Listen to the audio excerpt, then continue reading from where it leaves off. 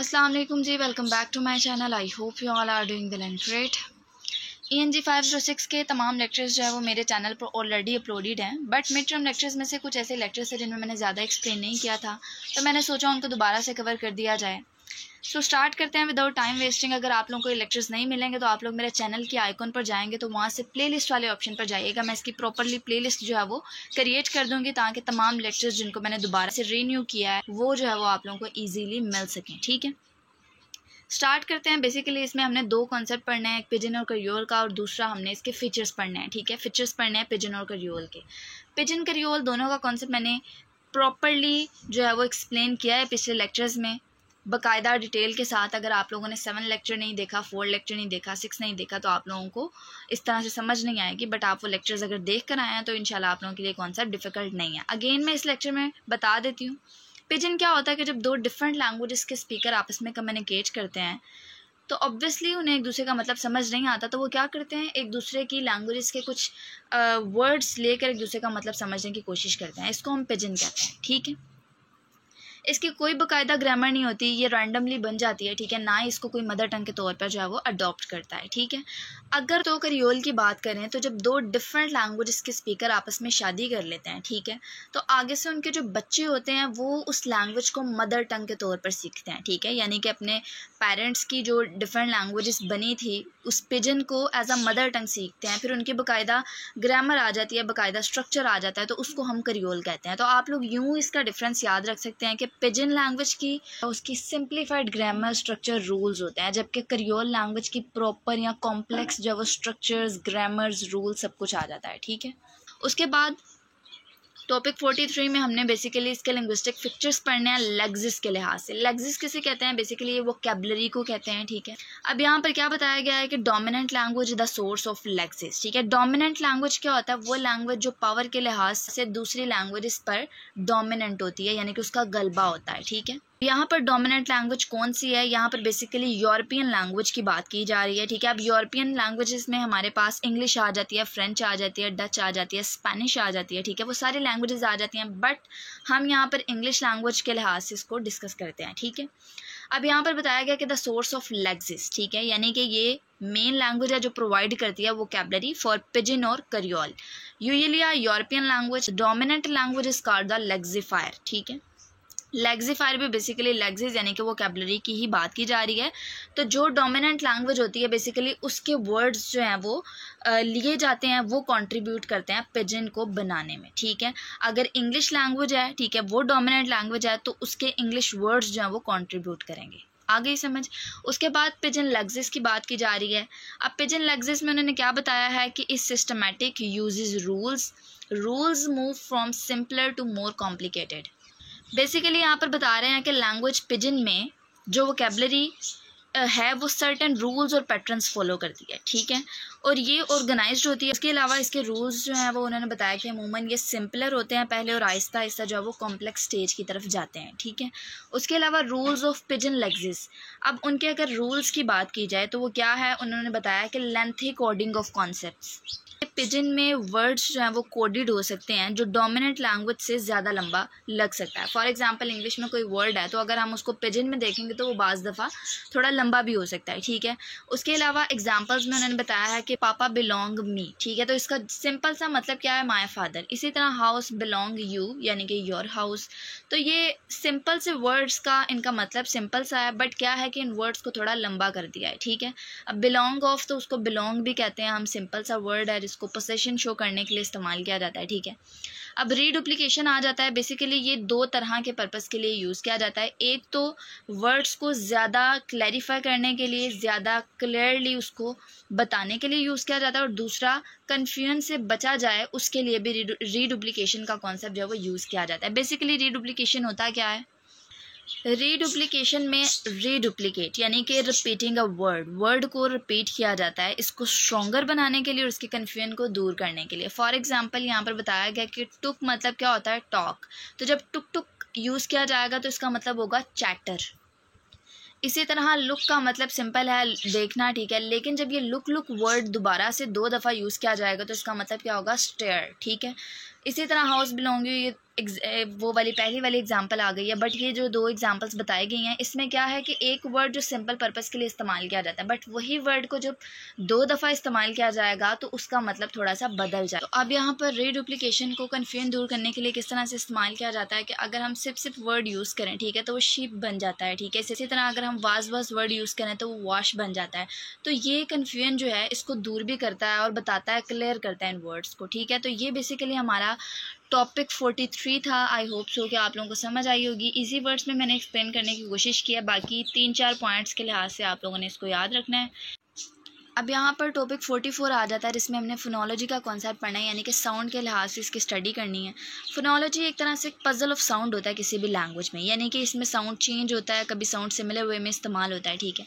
अब इसमें हमारे पास रिडक्शन ऑफ साउंड्स वोवल्स आ जाता है। अगर हम वोवल की बात करें तो ये वो साउंड होता है जो वर्ड्स के साउंड को जो है वो डिफरेंट बनाते हैं। मिसाल के तौर पर अगर हम पैसिफिक पिजन की बात करें तो उनके सिर्फ 5 वोवल साउंड्स होते हैं। अगर हम कैरिबियन पिजन की बात करें तो उनके 12 वोवल साउंड्स होते हैं, ठीक है, कंपेयर टू अमेरिकन इंग्लिश जिनके 17 है और ब्रिटिश इंग्लिश के 20 वोवल्स हैं।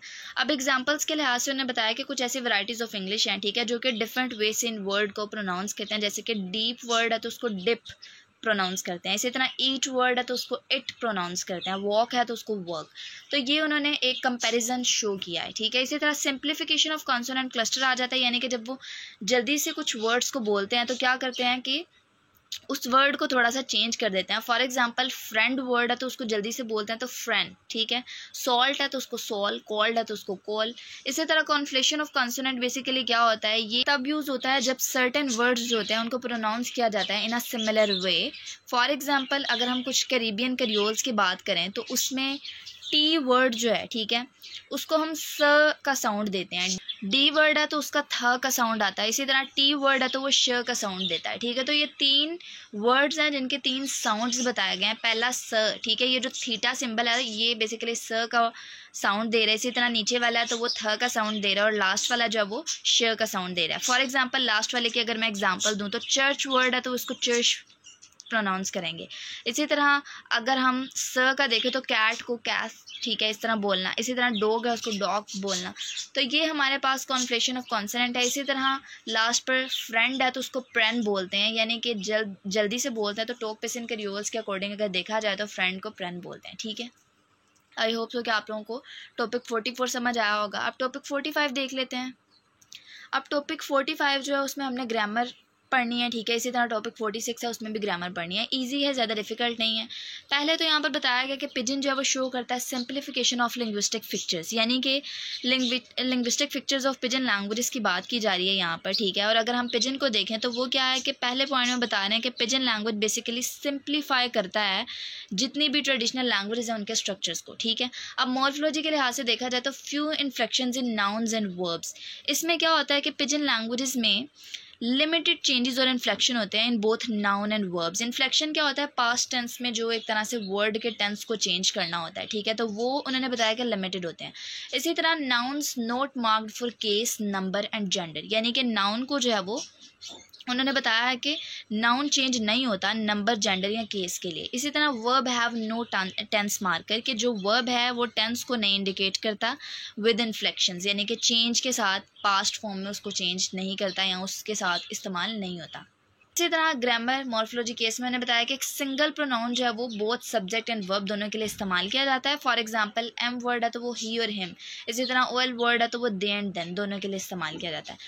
इसी तरह उन्होंने बताया कि plurality is not indicated by inflection, यानी कि प्लूरैलिटी मीन्स सिंगुलर प्लूरल जो है पिजन लैंग्वेजेस में is not shown through change in word, यानी कि वर्ड में कोई चेंज करके जब वो शो नहीं किया जाता। फॉर एग्जांपल अगर नंबर दिया जाएगा तो तभी वो प्लूरल कंसीडर होगा, अदरवाइज उसको सिंगुलर ही कंसीडर किया जाएगा। अब यहाँ बताया गया कि plural marking is realised by an actual number, ठीक है।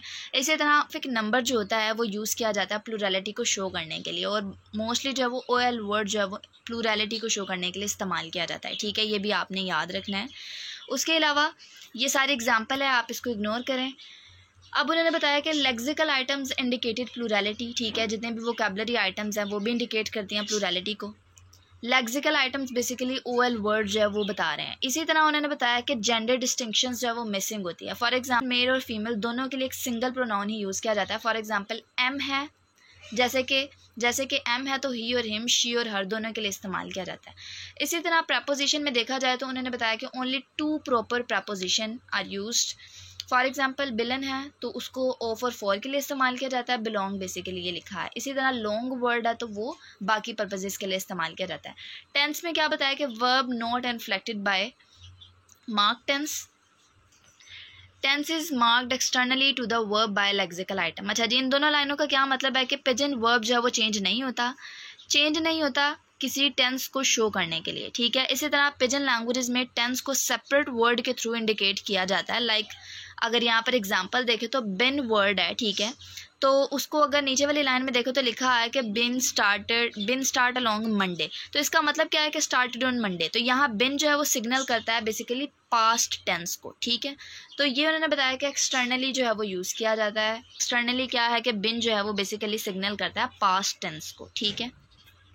इसी तरह अगर हम पार्ट 2 देखें तो उन्होंने बताया कि negative formed with a negative particle no, यानी कि नेगेटिव सेंटेंसेस के लिए नो वर्ड यूज़ किया जाता है। फॉर एग्जांपल जान नो वन गो, इसी तरह जान नो वांट गो, इसी तरह जान नो वांट गो। तो अगर इन सिंपल वर्ड देखा जाए तो John does not want to go, ये इसका मतलब है। इसी तरह उन्होंने बताया कि close structure is not complicated, यानी कि इसमें क्या किया जाता है कि इसमें सेंटेंस स्ट्रक्चर जो होता है बड़ा स्ट्रेट फॉरवर्ड होता है, ठीक है, कोई कॉम्प्लेक्स या एम्बेडेड क्लॉज इसमें नहीं होता है। इसी तरह पर लास्ट पे क्या बताया गया है कि जब पिजन लैंग्वेज जो है वो सिंप्लीफाइड से कॉम्प्लेक्स की तरफ जाती है तो ये 4 चेंजेस यहाँ पर हैपन होते हैं या फिर यहाँ पर आते हैं। वो 4 चेंजेस में पहला क्या है कि इंक्रीज इन स्पीच रेट, यानी कि Aahista Aahista speech becomes faster और ज़्यादा फास्टर बन जाती है, ठीक है। दूसरा इसकी वोकैबुलरी एक्सपैंड हो जाती है। किस तरह से एक्सपैंड होती है? Shorter words are created. For example यहाँ देखें लार्ज वर्ड यूज़ किया गया टू इन लार्ज, इसी तरह वाइड टू वाइडन, तो इनके लिए क्या किया जाता है कि वोकैबुलरी एक्सपैंड हो जाती है। Development of a tense system, जैसे कि बिन है तो वो पास्ट टेंस को यूज़ करने के लिए इस्तेमाल किया जाता है और इसी तरह बाय है तो वो फ्यूचर के लिए इस्तेमाल किया जाता है। तो ये टेंस सिस्टम जो है उसकी डेवलपमेंट होती है। और लास्ट में क्या है कि ग्रेटर सेंटेंस कॉम्प्लेक्सिटी।